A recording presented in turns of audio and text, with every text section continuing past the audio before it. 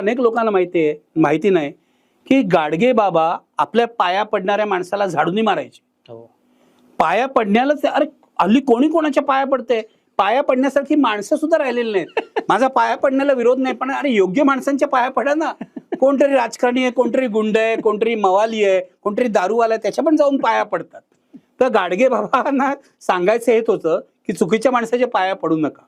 गाडगे बाबांनी महाराष्ट्रामध्ये किती संतांनी हा सगळा प्रचार केला सुधारणेचा, समाज पुढे घेऊन जाण्याचा. तर मला असं वाटलं पत्रकार म्हणून आपलं योगदान यामध्ये द्यायला पाहिजे. त्यामुळे पहिल्यापासून यांच्या दाभोळकरांच्या चळवळीबरोबर राहिलो. मी जेव्हा IBN लोकमत चालू केलं तेव्हा दाभोळकरांना एक कार्यक्रम दिला. ते दर महिन्याला माझ्याकडे येऊन लोकांच्या प्रश्नांची उत्तरं द्यायचे. वाटेल ते विचारा, लोकांचे प्रश्न त्याची उत्तरं द्यायची. आणि त्यामधून असं लक्षात आलं की लोकांचे खूप गैरसमज आहेत. दाभोळकर धर्माच्या विरुद्ध आहेत हाही गैरसमज होता.